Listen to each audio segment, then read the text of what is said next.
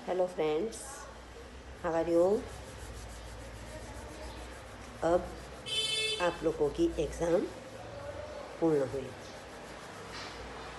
तो फिर से हमारे लेक्चर शुरू हुए हैं। आशा रखती हूँ कि आप लोगों के पेपर अच्छे गए होंगे।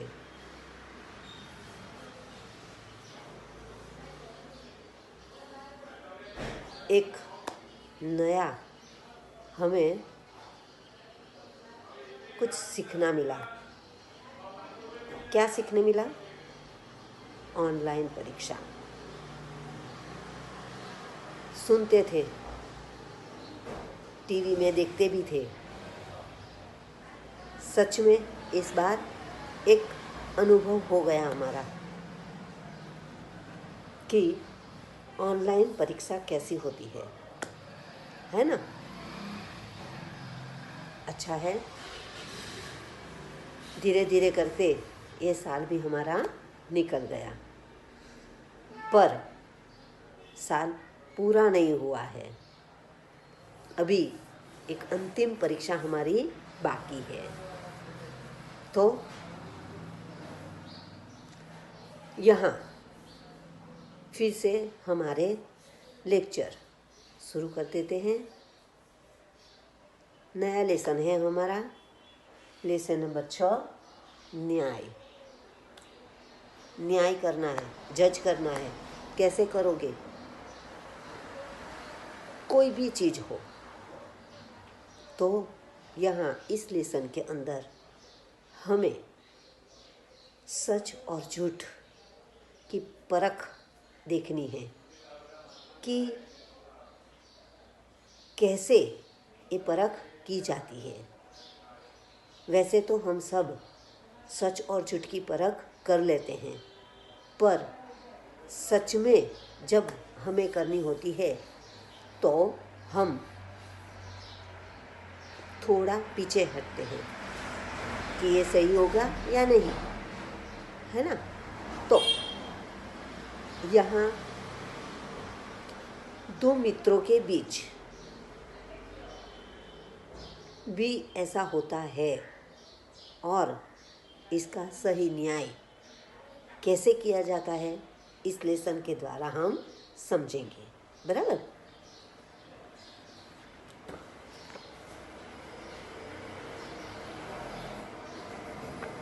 तो लेसन नंबर 6, न्याय।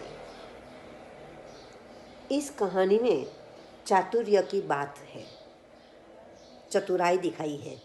कैसे चतुराई से न्याय कर सकते हैं। एक मित्र यात्रा पर जाते वक्त अपनी सोना मोहरे यानी गोल्ड कॉइन, सोने के सिक्के जो कहते हैं वह, मित्र के यहाँ तेल के डिब्बे में छुपा के जाता है। यात्रा से वापस आने पर उसे अपनी मोहरें नहीं मिलती। वह काजी से फरियाद करता है। काजी यानी न्यायाधीश। अंत में हसन नाम का एक लड़का अपनी चतुराई से सच्चा न्याय करके अली ख्वाजा को मोहरे वापस दिलवाता है। यानी कि किसकी मोहरे थी? अली ख्वाजा की, जो उन्हें वापस मिल जाती है। किसके जरिए? छोटा सा बालक हसन के जरिए। यह रोचक कहानी न्याय और बुद्धिमत्ता की एक झलक देती है। हमें एक उदाहरण, मिसाल दे जाती है। और कहानी शुरू करते हैं कि पुराने ज़माने में इराक की राजधानी, इराक शहर है, उसकी राजधानी क्या है? राजधानी बगदाद। हमारे भारत देश की राजधानी कौन है? दिल्ली। वैसे ही ये इराक की राजधानी है बगदाद में एक व्यापारी रहता था। नाम था उसका अली ख्वाजा। व्यापार करते करते जब उसके पास 1000 सोने की मोहरें इकट्ठी हो गई, यानी कि उसने 1000 मोहरें जमा की, तो उसने मक्का शरीफ की यात्रा, जैसे हम लोग यात्रा धाम जाते हैं पवित्र धामों पर, वैसे मुसलमान लोगों का ये यात्रा धाम है। कहाँ? तो मक्का शरीफ।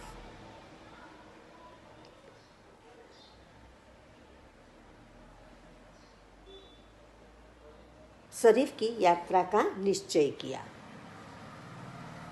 4 धाम की हम यात्रा करते हैं ना, वैसे ये लोग, ये एक ही जगह होती है उन लोगों की, वो है मक्का शरीफ। और वहाँ वो जाते हैं और जाकर जो भी हम उन लोगों की इच्छा होती है वह प्रकट करते हैं वहाँ पर।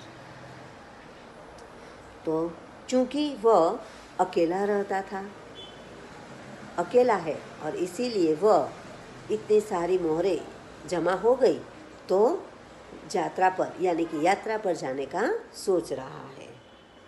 उसने अपनी जमा पूंजी अपने मित्र के यहाँ रखने का निश्चय किया। सब साथ में तो नहीं ले जा सकते, और तब बैंक भी नहीं थी, तो ज़रूरी नहीं है कि बैंक हो तो भी बैंक के अंदर रखे। सब लोग नहीं रखते हैं, बहुत सारे लोग रखते भी हैं। तो उनके मित्र के यहाँ रखने का निश्चय किया। यात्रा के खर्च के लिए उसने 500 मोहरें अलग रख ली, यानी कि 1000 मोहरें थी तो 500 मोहरें खर्च के लिए रख दी, यानी कि यात्रा पर जाने के लिए ले जाने का। और 500 मोहरें जो थी वह अपने मित्र के घर रख दी। फिर एक घड़े में बची हुई मोहरें, कितनी बची थी? 500। तो वो 500 मोहरें एक घड़े में डालकर तेल भर दिया, यानी कि तेल का डिब्बा है, ऐसा समझ लो, तेल का घड़ा है। अली ख्वाजा पड़ोस में अपने मित्र वाजिद के घर गया। अली ख्वाजा का मित्र कौन है? वाजिद। तो उसके घर गया, उसको अपनी यात्रा के बारे में बताया। बता तो पता ही है, बिना बताए तो कैसे हम जा सकते हैं, और वैसे भी हमें तो तेल का घड़ा रखना था, इसीलिए उसने बता दी बात और कहा, यह तेल का घड़ा मैं आपके घर रखकर जाना चाहता हूँ, मक्का से लौटकर ले लूँगा। वाजिद ने अपने तहखाने की चाबी उसे देते हुए कहा कि तहखाना यानी गोडाउन जिन्हें कहते हैं हम, स्टोर रूम, जिनमें हमारा घर का ज़्यादा हुआ सामान वहाँ रहता है, वो तहखाना। देते हुए कहा कि आप अपना घड़ा तहखाने में रख आइए, ये चाबी लो, खोलो और आप ही रख कर आओ। जब आप लौटे तो उसी स्थान से ले लीजिए। अली ख्वाजा घड़ा रखकर यात्रा के लिए निकल पड़ा। एक दिन वाजिद के घर दावत थी। दावत यानी पार्टी, आप पार्टी कहते हो ना, वो दावत, उन्हें हिंदी में दावत कहते हैं। तरह तरह के पकवान बनाते हुए तेल खत्म हो गया। बहुत सारे पकवान बनाए, तेल में ही बने, तो तेल खत्म हो गया। रात का समय था। वाजिद की बीवी अपना सिर खुजलाने लगी। क्या किया जाए अब? सिर खुजलाने लगी, यानी कि सोच में पड़ गई। तभी उसे अली ख्वाजा के तेल के घड़े की याद आई। अली ख्वाजा ने तेल का घड़ा रखा था और घर पर तेल खत्म हो गया था। रात का समय था, कहीं पर भी तेल तो मिलने वाला नहीं था, तो उसे वह घड़ा याद आ गया। उसने वाजिद से कहा, आप तहखाने में रखे तेल के घड़े से थोड़ा तेल निकाल लाइए। थोड़ा सा तेल चाहिए तो वो आप निकाल लाइए। इस समय बाजार तो बंद है। कल सुबह बाजार से नया तेल लाकर घड़े में भर देंगे। जैसा लेते हैं वैसा देना पड़ता है। तो कल हम सुबह जाएंगे, दुकान खुलेगी, लाएंगे तो उसमें डाल देंगे। ख्वाजा आज रात ही आकर तो तेल नहीं मांगेंगे, यानी कि अली ख्वाजा आज रात तो आ ही नहीं जाने वाले, और आएंगे तो भी रात ही रात में तेल थोड़ा मांगेंगे, तो कल हम डाल देंगे। बीवी की बात सुनकर वाजिद तहखाने में गया।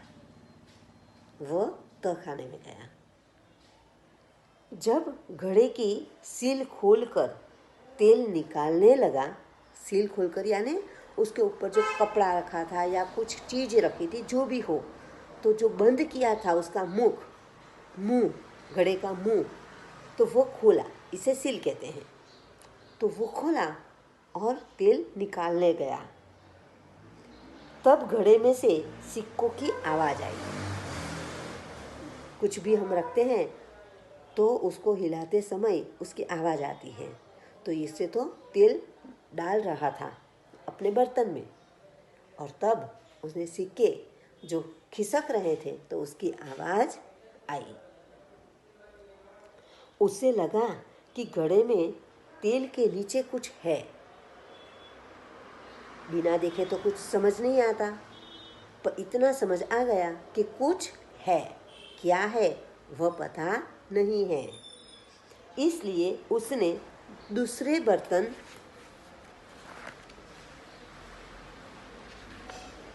में सारा तेल निकाल दिया। दूसरे बर्तन में सारा तेल निकाल दिया।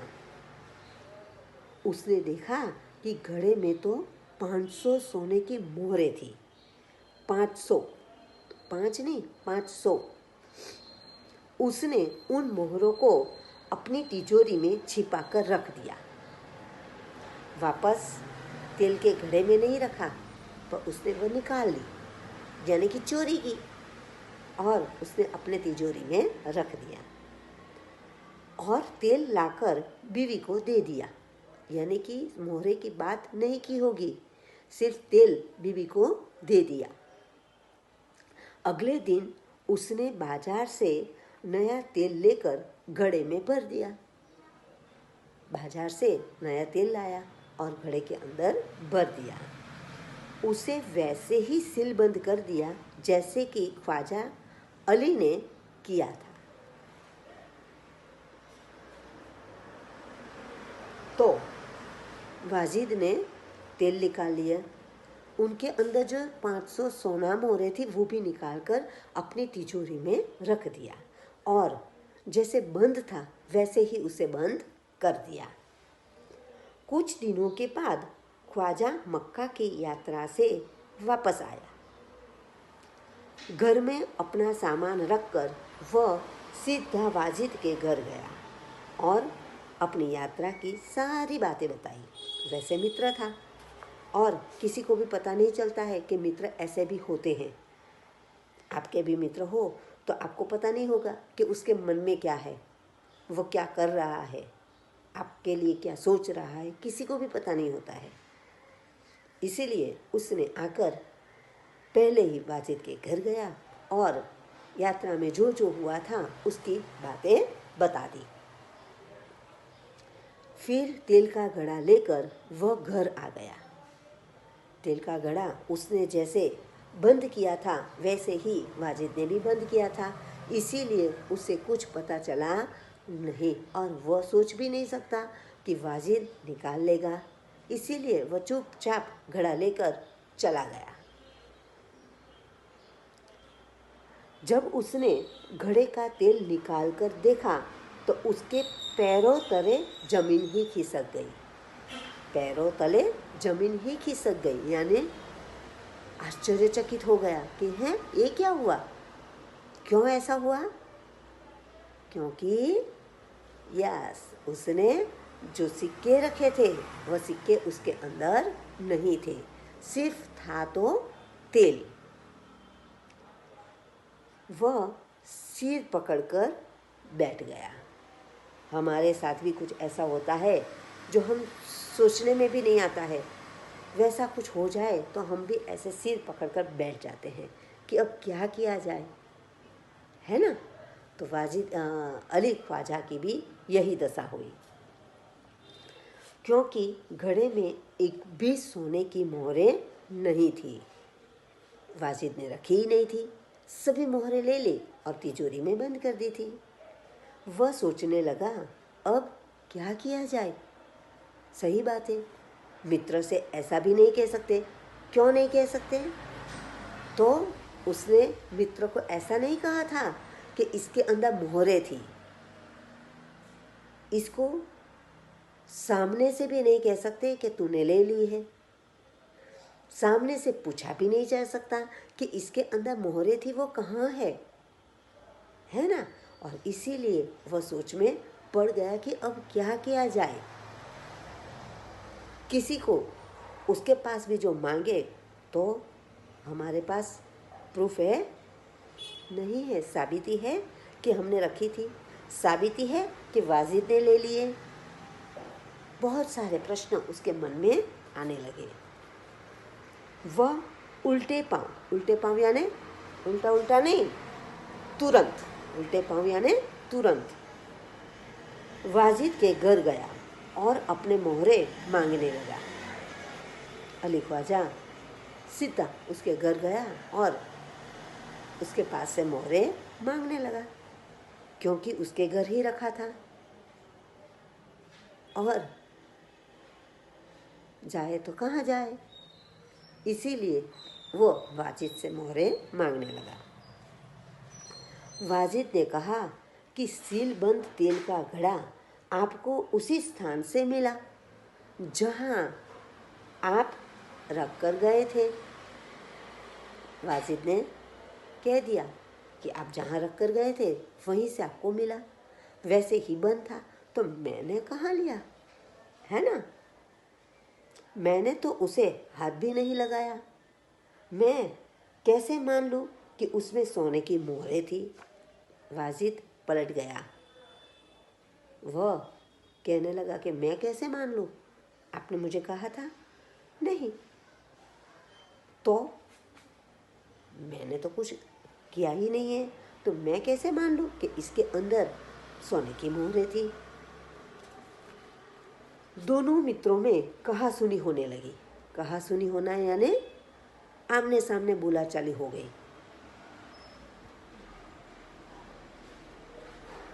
दोनों का झगड़ा सुनकर आसपास के लोग इकट्ठे हो गए, सब इकट्ठे हो गए। इतनी बड़ी कहासुनी हो गई थी, झगड़ा हो गया था। उन्होंने जब झगड़े को बढ़ते हुए देखा, उन्होंने यानी किसने, गांव वालों ने, आसपास वाले ने देखा तो ख्वाजा से कहा कि आप काजी की अदालत में जाइए, यानी कि न्यायाधीश के पास जाइए, वही आपके झगड़े को मिटा सकता है और वहीं पर आपका झगड़ा खत्म होगा, उसके बिना होगा नहीं। ख्वाजा ने काजी की अदालत में अपनी बात रखी, परंतु पक्के सबूतों के अभाव में उसे वहां से निराश लौटना पड़ा। तब उसने बगदाद के खलीफा के यहाँ, देखो अब क्या हुआ यहाँ पर कि काजी की अदालत में तो गया, पर उसके पास कोई सबूत नहीं था कि उसने घड़े में रखा था, कि वाजिद ने ले लिया है, कोई सबूत उसके पास नहीं था और इसीलिए वह निराश होकर लौट गया। तब क्या हुआ कि तब बगदाद के खलीफा यानी जज, तो खलीफा के यहाँ अपील की और फिर उसने यह बात बगदाद के खलीफा के पास रखी और न्याय मांगा।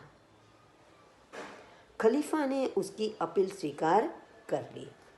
उसने कहा कि हाँ चलो, हम तुम्हारी बात सुनते हैं और खोज निकालते हैं कि तुम्हारी सोना मोहरें कहाँ गई। आगे की कहानी आप आगे पढ़ोगे और मुझे बताओगे कि क्या हुआ, बराबर। तो यहाँ पर ये कहानी यहीं ख़त्म करती हूँ। आप आगे कहानी पढ़ने की कोशिश कीजिए और सोचिए कि क्या हुआ होगा। Okay, thank you.